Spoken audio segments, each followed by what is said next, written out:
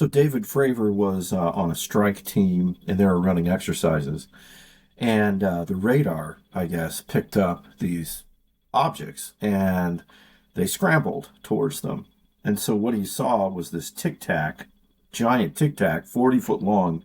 He said, and it was ping ponging back and forth. It was moving back and forth right over the ocean in an erratic fashion. So he came down and descended in a semicircle like a corkscrew, and this thing mimicked it, same thing that he was doing, and so it was going up while he was going down, and then he said it crossed his point of view and massively accelerated, and then sometime later the radar said, hey, this is now 60 miles away from you.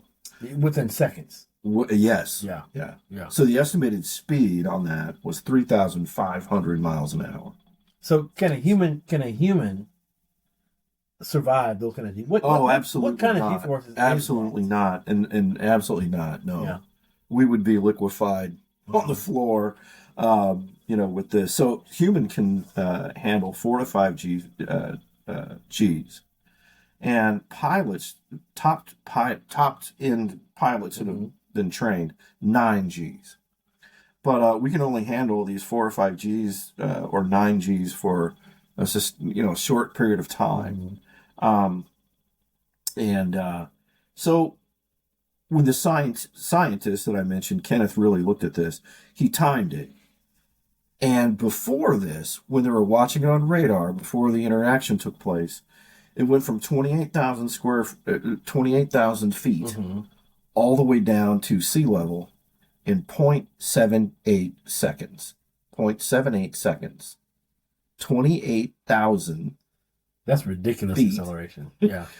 In less than a second. So that fast. Yeah. Drop that far. From 28K down to sea level.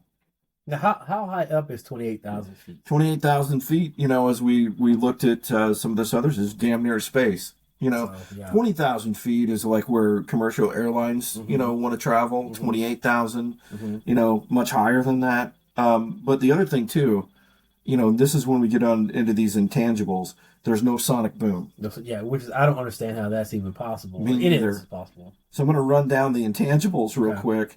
But he was saying that that's 5,000 Gs. 5,000 to move from 28, 100 square feet down there in less than a second. That's 5,000 G forces. Yeah, that shouldn't be possible. No, we're talking 9 at best. We're talking our aircraft at about 12 to 13 Gs. The wings get ripped off, and the plane is, disintegrating. So that's why it's important that you mentioned, like our defense, our defenses, because like national security. Because if something can maneuver like that, what chance do we have against it? If it wants to be hostile, if whatever it is wants to be hostile, or we can't look at how many times this is above and beyond what we have and what we know as our best technology to defend ourselves. Look at how far that is. Yeah. So the big four observables. One, transmedium, that it can go from air to water or one medium to another with seemingly no resistance whatsoever. Yeah, just right through. Yeah, I've seen a lot of those videos. Amazing. Instant acceleration, hypersonic speed with no boom. Yeah. Low visibility and cloaking, and no observable means of propulsion. No wings, no nothing. These things should not be able to fly. Based on our understanding. Yeah. Yeah. I just think that's amazing, incredible, and just what the heck are we really looking at? What is this really? Could this even be what we think?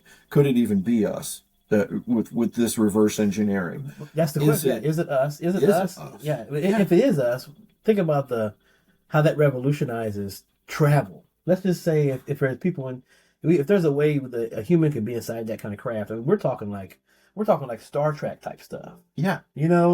So we can be inside that craft going that fast. That revolutionizes travel. That revolutionizes our whole energy, everything. it goes against all the laws of physics, everything that we know. There's no inertia, there's no force against it. It does what it wants to do. It might create its own kind of atmosphere around itself. Yeah, we don't know, because they talked about that too, in some of the other congressional things of like a mist or a electric field over the top of the triangular. You do hear that UFO. Yes. I've heard witnesses that we'll get into later. The witnesses talk about like feeling that you have when like after a thunderstorm, or you know, that like electric charge. They feel like they may experience their cell phone get really hot and not function. Like is that like the air is like ionized, or I don't know how to say it. Like it's this ionized charge or static charge. Yeah, like static charge in the air all of a sudden. Yeah. Incredible. So I guess we'll begin to look at the second congressional meeting. Now, when did that happen, Eddie? When did the second one take place? It was last year. It was last summer, I think. Yeah, it was.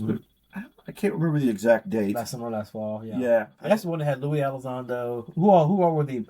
There was Gallaudet, Alessandro, Schellenberger, and Gold. Okay. And I'm just going to briefly look at this and just kind of say, what positions they took, what major points were kind of there. So, Gallaudet is an admiral, U.S.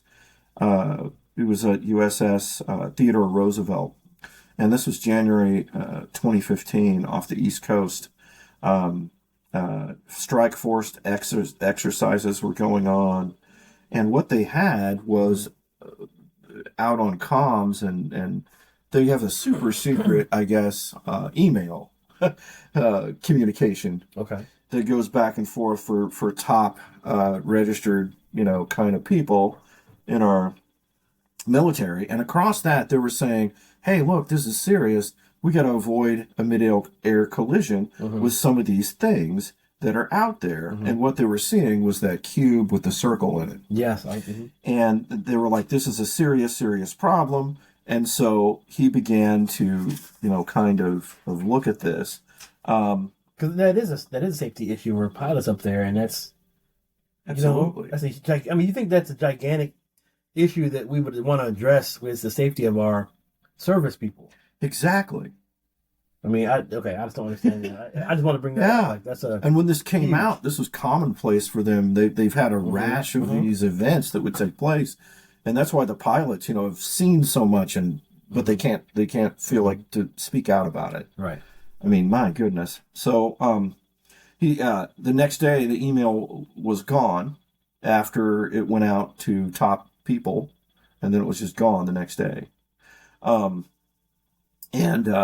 So he was saying, we need to have support, guidance. We need to acknowledge these programs, and we should not hold back information any longer and really come out with, with a lot more accessibility. And so then Lou Alejandro was there. He's been doing this for so long with ATIP and everything like that. And he had to get out of there. He had to get out because of his morals, and he realized that it was things were being secretive and hidden, covered up, and not shared information, not shared with us that needs to be shared. Like it's people that are deciding for us what we're supposed to know. At the highest level, there's an organization that decides what we should know and what we shouldn't. And that's what these guys are talking about. That's the secondary thing. How does that sit with you? Really? There's a part of that is our own defense, right? So we should know everything. I should know everything that my government's doing or developing. Okay. But this, wow. And how would you disseminate this information if you had it? That's a good question. What method what sort of disclosure are we asking for? You disclose to us, you disclose to the world. Yeah. We're not hiding anything. Because there's ripple effects.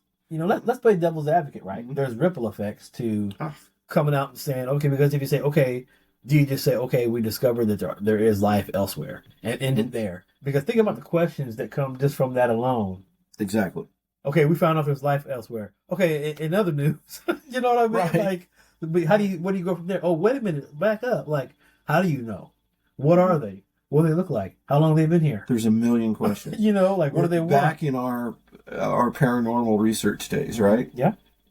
If you think back Okay. of all the things we've done and everything we've experienced with that, we set out to go, oh, it's going to answer a ton of questions. We did. And what happened? It brought a ton more questions. More and more and more questions. Still to this day. Still to this day, I'm not going to lie. It didn't answer anything. No, it just made no. more and more. So it you gave can us do the experience. same thing with that. Yeah, it is. It just...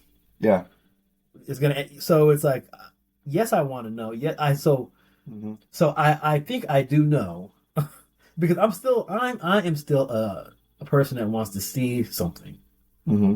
You know, I'm not going to discount anything that these people that have trained to see it be in the skies, trained to see things.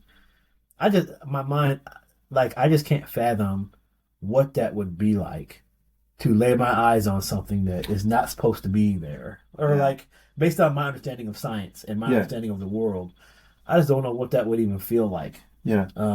Having that kind of experience, you know, and then I've heard from people that have been asked the question a bunch of times, and, you know, people ask them that stuff, experiencers, and they say it's life-changing. Yeah. That's the term I always hear, it's life-changing. You know, we see it dramatized in movies, you know, where there's this awestruckness, but this also scariness at the same time. Yeah. Of finite of our existence, and oh my goodness, you know, what is this? Yeah. And we're not alone, and how like this is that real. just Like, flips. this is a real thing. Yeah, flips everything that we know about existence, religion, everything, physics, whatever.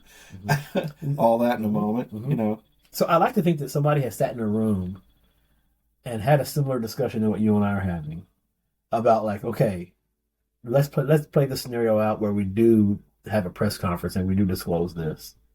You know, I hope that conversation is continuing. Yeah.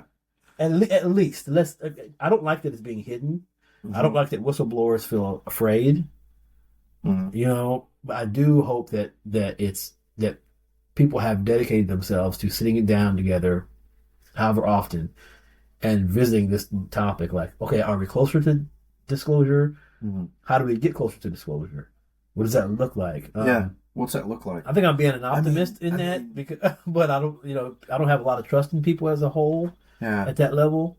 But if we were to disclose, you know, what's the approach on that? I mean, to go, okay, you know, we have reverse engineered, you know, this technology. Yeah. And now immediately, I mean, you're going to let all of our adversaries know this. You're going to, you know, it's got to be a military secret. It has to be the utmost, tightest. Yeah. Nobody wants to share how good. It's like, okay, but if it's us, you play cards. Yeah. Think about your hand. You don't want to disclose your hand to your opponent. Not until it's the most advantageous for me. So if we're the U.S., we have all this stuff. So I know China has some stuff, but I don't want to show all my hand to China because maybe China's got maybe China's made a whole fleet of these ships that could fly around. We only have a couple. Right. You know what I mean? Right. Or they figured out how to unlock the code to make the ships. We're still just talking about them. True. We know they exist. We're just talking about it. We've never had a successful one. And you know what I mean? Like that. You don't want to show your hand. There's other nations that have had their own exposure, possibly their own reverse engineering, their own crash site recoveries, their own everything. They may be further along than us. I don't know. Yeah. But Lou Alejandro comes out guns a-blazing, and he says UAPs are real, crash recovery is real. We have advanced technology that is not of this world, and that the military has been hiding this for decades. The U.S. is in possession of UFO material from outside of Earth sources, and also he says our adversaries have this as well. And decades of this program has been going on, hidden tax, funding and hidden from everybody. That's a whole other layer. That's a whole other layer. Eddie. Yeah, we're paying for this. That we don't know what it is, what they're studying, what they're spending the money on. Yeah, Yeah, so he just laid it all out and said, "This is what we've been up to. This is what we're doing." And then Gold, it's a scientific. He believes we should be much more scientific based with this collection, independent data, independent studies, from civilian pilots to military pilots. Let's get it all out there and let's really, really look at this scientifically. And that was his really big point. And then Schellenberger was talking about Arrow. That Arrow is our own government, program. And that Arrow is doing a lot more suppression than anything else. See, that's the questionable piece behind that, Eddie, because you and I talked about that off camera. We talked about how, think about that. How easy is that if you're a big corporation or you're a big country or you're a society and trying to keep a secret? You say, okay, let's we have to address this somehow. So let's come up with our own committee or our own group that's gonna research this stuff. We'll just tell them, hey, you're not gonna find anything, but you're gonna go out and look. Yeah. But you're not. But your report needs to say it doesn't exist. Okay. Or discredit everything. Discredit everything, but go out there because you are an actual professional group. Go look. Go search it out. Listen to the witnesses. And we're here for you. Yeah, we're gonna take your data. Yeah, we'll take your data. We'll take it. But we're not gonna. But it's gonna publicly. It's gonna be zero. There's gonna be no evidence. Swamp gas. Balloons. That's what he said too. He said ball lightning. I don't know how many times we've heard that. Yeah. Ball lightning, plasma, swamp gas, and it said these could be other drones or other weapons programs. Now I could maybe buy the other weapons programs, but wow, or dismissed as birds. But that smacks of Project Blue Book from back in the 50s. Absolutely does. That it was a government organization. Yeah. So this is what he was meant by decades and decades of this cover-up. This is just a new generation, and it's the same thing. Yep. So it is the same thing. It's just recycled. We recycled it. It's Project Blue Book. It's the Majestic 12. It all gets recycled now to this. So pretty amazing. That's what his part was really talking about is openness. Yes. So then we're going to kind of skip to the third because we want to get all caught up on these current things, let people know about them, and then kind of move to other things. But then the third conference, that was what, a month ago? I think it was September, roughly. A couple months ago. Yeah. I want to. If they have a fourth hearing, I want to figure out how to get an invite. I think that would be amazing. But of course, I want to figure out how you get an invite, something like that. Two dudes that have a podcast aren't gonna. We'll get to stand outside and maybe look through a window. I'll make some phone calls. Okay, you'll make some phone calls. See if we can. Okay. I do know some people in D.C. You do? Yeah, I'll make some phone calls. I know some people in D.C. Okay. All right. I got a buddy lives out there. Okay. Yeah, I do. Yeah. Okay. I know no one on the inside. I know no one that has any kind of power. I know somebody that works at the Social Security office in D.C. Like that can give me inside information. Okay. But I'm going to try though. Well, sure. But I would love to. I would love to even be a part of it. Yeah, absolutely. Or anything around it. Go. If you couldn't do that.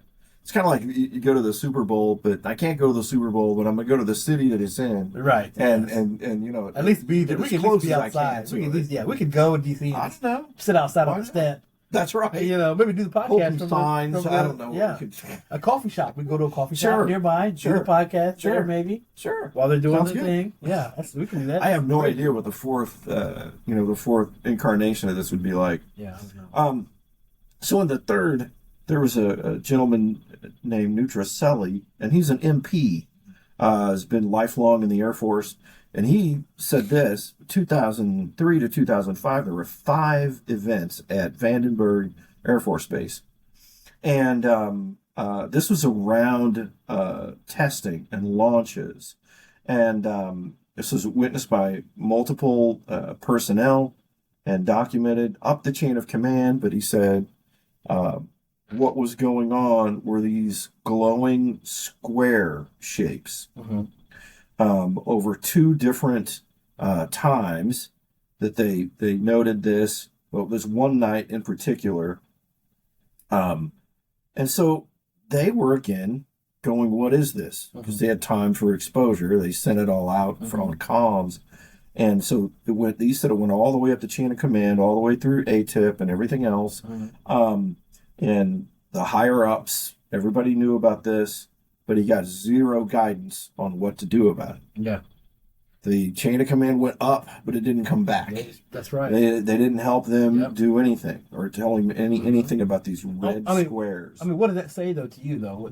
When I hear that, I hear that you can send it up the chain, and I think there must be a person or a set of people that gets alerted, gets notified when, oh hey, I'm gonna make this up, like, oh, there's a code word, like code word green. I don't know. Okay, we got a green report from so and so aircraft carrier. That means we got to put it really put it in a certain file that Sure. only for us, and we just send them back. We don't send them back anything. Yeah, they had no guidance. Because it gets to so somebody. there was this observation over a military base. Went to the higher ups. They got no feedback on what to do about it. None. Yeah. And this happened multiple nights. He said that, and this was when they were doing their missile defense exercises, and they call that the Vandenberg Red Square events. Later that same night, he said, the same night after the square objects were reported, there was a orb moving fast over the ocean. And him being an MP, he investigates all this.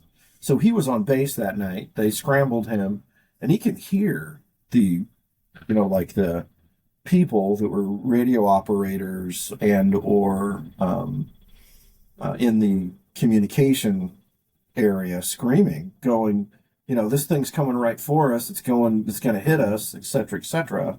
And he was hearing that through his headset live when he was going out to try and visually capture this.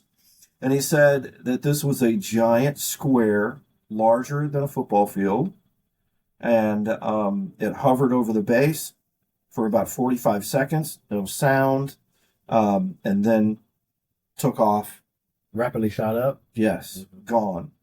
And so this was his report, and he said that there was a second incident about a bright orb where multiple witnesses were threatened afterwards. You guys better watch what you're reporting, because this was in 2005. It kind of went dormant for 2 years, and then when it came back in 2005, this incident in 2005 was these orbs, and they were kind of threatening people. Higher up people got a lid on this now. They changed the protocol. It's not, you give me the information, I don't give you anything back. Now I'm telling you to watch what you're reporting and know that your career's on the line and things like that. There's a lot of intimidation. Yeah. He said that in 2005, another triangle-shaped craft came back, and it looks like it was as big as about a C-30, and I guess it's the transport big helicopter, I think. And it was floating slowly over the base.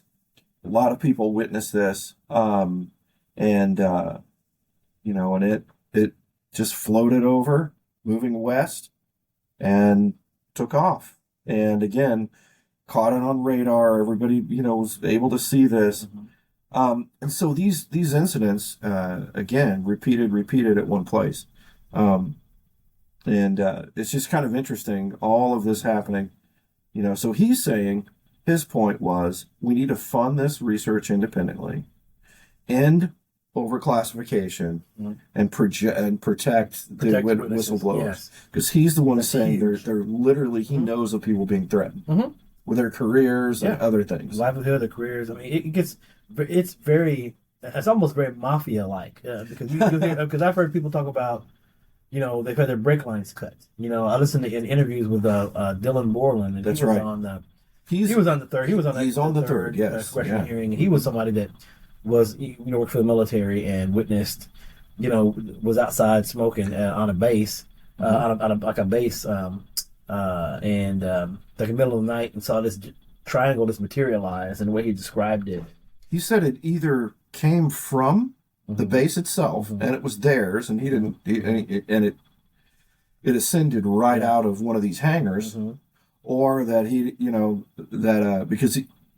it was he was very close to this. It seemed like, and he either said that it was from their own, or seemingly really observing very closely to the ground. Well, I'm glad you mentioned that one of ours, because one thing I'm seeing, and you may when you hear this, you may know what I'm saying is people that wonder like, oh, is it a reproduction vehicle or is it actual like created by aliens or different species, is non-human species, is that people that see it, they always say they look for, like Dylan also mentioned, is like he looked for seams. People say they like look for rivets and seams and things like that, and it's like it's this one whole piece, like it was almost molded like in a what's that thing that we make that we can actually make things? It's a 3D printer. Oh yeah, almost like it's 3D printed or something. Come out of a thing that's like one whole piece and one solid piece. And and again, I'm not an engineer or nothing like that. I just don't know that we're able to do that very easily. Yeah, with like big crafts and over something like something that big, sure. And so that's one thing to me helps me see like, well, if it's one solid piece, if I'm hearing that theme, that leads me to believe, well, it may be non-human. Yes, because we would have to have some other kind. We can build that, but it's got to be rivets and but that would be a whole discovery in itself too. Yeah, right. Yeah, to be able to build that with no seams, no rivets. That alone would be something that would be. That's true. Yeah. So, but if it got here on its own, organically, and it was here, then, or it is an alien race that's already, observing us and watching us, and which is wild to even say. But the only reason why we're saying it is because all of the real evidence it's impossible to deny at this point. But that's a cheap plug. So even to it is a cheap plug. Even to replicate that, we'd have to have great advances industrially. Yeah, absolutely. And even to do that. Absolutely. So absolutely. Pretty amazing. Protect the whistleblowers. Yes, that was the biggest thing he had to say. Because those are the people that have the inside information that are trying to share what they know. Like people, we're not all trying to keep it from each other. Like there's people that want to share what's going on, people that understand how important it is to share this stuff, and they're being silenced. And that's a whole. I mean, it's criminal. Yeah, it's criminal on a lot of levels. It's criminal to not share scientific knowledge, in my opinion. It's criminal to keep people suppressed, because knowledge is power. Well, when I started out with the scientists, they're saying there's credible, evidence of this now, and we can't turn our back on this either. We need to directly study it. We need to really devote our own independent program, scientifically based, not militarily based, to study this. Now, I'd be behind that idea. Absolutely, and we have some of that going on. We mentioned. There's I'm gonna mess up his title. His first name is Avi. Avi Loeb. Avi Loeb. He's a well-respected scientist and astronomer, and he studies near-Earth objects. And then we're talking about the 3i Atlas that's come through, and that just, whether it's a comet or whether it is a spaceship, it's still important that we look at this stuff and study it now closer than we ever have, which is what we're doing now. And I appreciate the fact that he's looking at it as closely as he is, whether it's a mothership or not. I mean, they said if it's behind the sun right now, we can't see it, but if it makes a maneuver and it heads toward Earth, so he calls that a black swan event. That's the actual name to that. If it starts coming here, then it's like, oh, okay, it's either going to hit us and we're all because it's pretty big. It's the size of a state, at least. I think it's that big. Oh yeah. So if it comes and hits us, that's probably it. So we're talking about like dinosaur level extinction. Sure. I'm just in that scenario. Sure. Yeah. Or it's coming here and if it comes our direction and starts slowing down dramatically, that's a whole other thing too. It's like, well, what do we do? And so he's saying, I heard him say in the interview that he wants to get into. This does not exist as far as he knows. I heard him say in an interview, but he wants some kind of committee or some kind of oversight of like, we need a plan B. We need a plan. Like if something comes here like that, we need to talk about. Well, that's good refinement. We need to talk about, hey, what do we do as a people? Because we can't sit here and say that could never happen.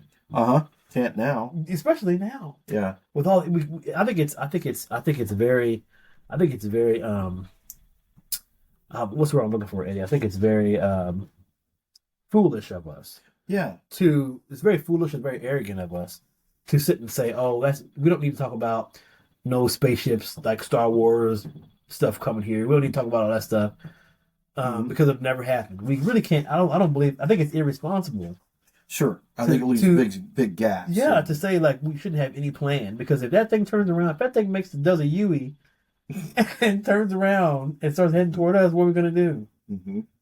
You know? Yeah, I don't know. I don't know what I like that he's has a scientific approach, and this is his study. Now he had another one that he saw before, and that big long that out was of Makua or something like we're this. Gonna butcher it. Yeah, I know. Even if we looked it up, we so couldn't pronounce it. I'm a little concerned with his I don't know, his scientific purity or his scientific method, because he's seeing a lot of these different objects. But hey, if they're coming into our universe, we need to have eyes on it. We need to know what it is. We need to monitor it tightly. Yeah. I wonder if he's going to be the boy that cries wolf too much, though. And so, that's what I'm wondering. That this is a spaceship. That's a spaceship. Really something. This is a mothership. Eventually, eventually one of them's going to be. Yeah, well, after maybe, but after all of that, I just worry about his objectivity a little bit and where. No, I think that's fair. Where he's at. I think that's fair. Because he's seeing these a lot and raising questions. Yeah. Raising questions is good, but to make an assumption that it's a craft is something else. No, I think that's fair. I think that's 100% fair because there's a ton of rocks and meteorites and chunks of ice and stuff that's flying all over the place. So space is a very I don't even know, but that also gets us to the images of it. Now we do have. I believe NASA has, what I've read and what I've seen. The research I've done is we have probes. Obviously we have the probe on Mars, the rover, and we have satellites orbiting Mars and that are observing, what the sky looks like around Mars. And 3i Atlas passed really close to Mars. I say really close, relatively speaking. We're still talking about millions of miles, I think, but it's still close enough to the planet where we got a pretty good shot of it. Mm-hmm. And because of the government shutdown, NASA is not able to release these very clear images, and so that is strange to me.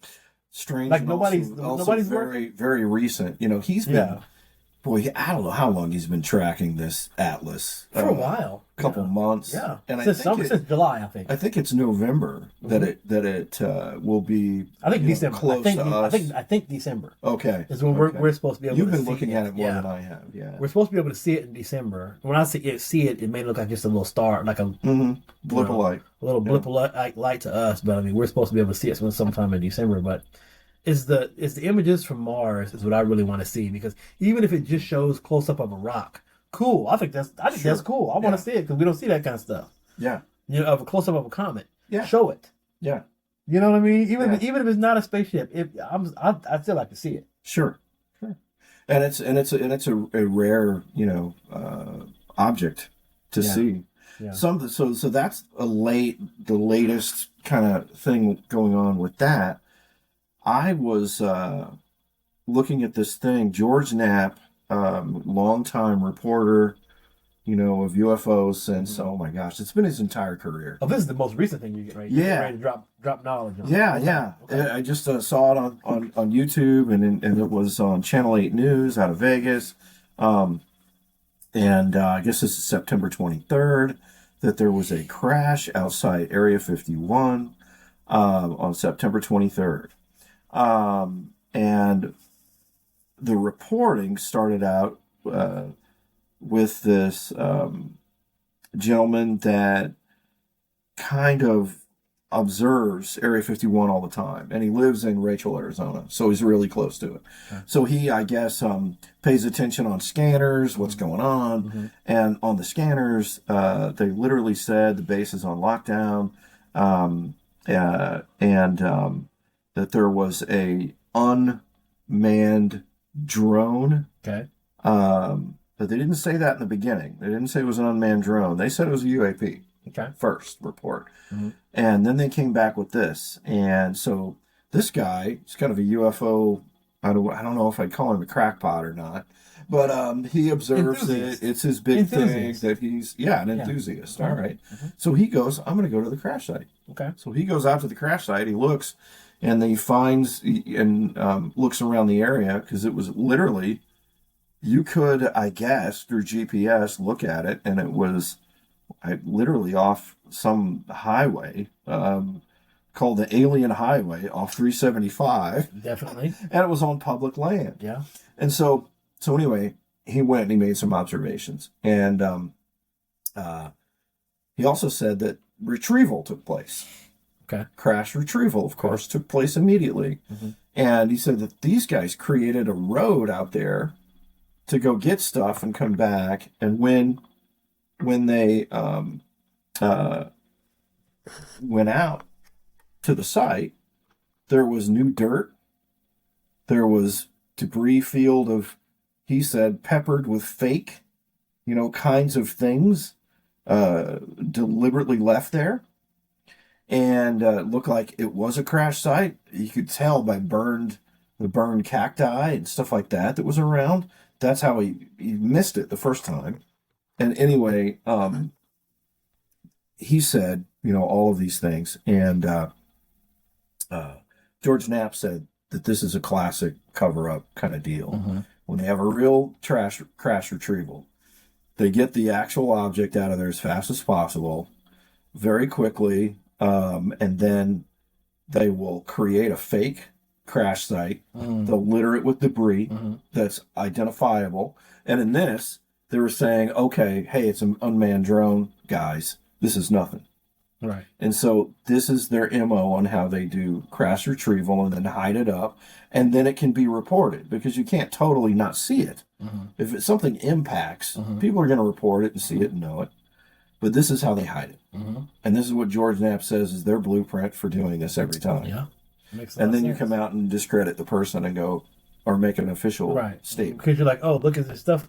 All it is weather balloon stuff. Or I mean, that goes all the way back to Roswell. I mean, to the original that's the same. So who knows if this was strategy? If this crash, was because we still, as you and I talk, man, isn't Area 51 isn't that old news? But this could be a highly sensitive aircraft of ours that went down, or some kind of mistake maybe with the military. But we don't want anybody to know. Yeah. And I can see why they would cover it up and hide it this way. Public doesn't need to know this, not really. Especially if it's it's one of our, Yeah. But anyway, I thought that was interesting. But it gave a blueprint on crash retrieval and what they do and how they hide it up. Okay. And we've seen it before. Yes, we have. So Eddie, what should we give a sneak peek into what we're going to discuss next time? I don't know. We got it on the we got it out there of where we're gonna go. Yeah, we're gonna get more into we're gonna continue to track this stuff, get more into what's going on in the documentary world. I mentioned to you, there's November 21st. There's a documentary premiering on Prime. It's called Age of Disclosure, and it's like the most recent one. It's got like behind the scenes with Burchett and Representative Luna and all that stuff. They're talking about behind the scenes stuff about what they've heard. That's who we need to talk to, is Burchett. Burchett from Missouri. Yeah, he's hilarious. Yeah, we're gonna have to hound him till they throw us away for stuff. Right. It could happen. But I think we maybe get together and try to watch that and report on that. Then we'll report on what we figure out from there after watching that and what we've learned from there. Because I watched some of the previews of it, the trailer of it. It looks pretty interesting. Some of the sound bites. Again, I throw it out there to everybody. Do you think this is completely alien driven? Do you think that we have reverse engineered crash sites? And taken bodies and taken biologics and taken that technology and are now reverse engineering that? Or do you think it's our own kinds of an independent, not military, but an independent person who's had a lot of money that threw into this? And now this is them acting independently to have this technology and no one else has it. You know what I say to that? Mm. I say yes. So yes? To all that you just said. It's yes. Yes, the answer because is yes I think, everything. Yeah, because I think all of it is true. Well, it's true. I think all of it is happening. If you have a crash, then aliens have to be real. Yeah. And they got here. Yeah, they got here somehow, yes. And you retrieve it, then you're going to take the data, you're going to take the technology, you're going to reverse engineer it and do the best you can to have the cool flying saucer. Of course. Yep. And interstellar travel. Yes. And you're going to have companies like... and you could have a private individual that was maybe part of that Bigelow, in the beginning. Aerospace. Quite possibly. Stuff. Yeah. Boeing, all of these, Lockheed, all of these guys that are the high-end major players that want to do the next big thing in travel or want to do the next big thing in propulsion. Yeah. And so all of that could be, the answer is yes. Impossible to deny. So it is impossible to deny. That is our, this is our second episode, and we are glad to have brought this to you, and looking forward to next time. On to the next thing. On to the next. Which is looking at documentary evidence. Thanks, everybody. Thanks.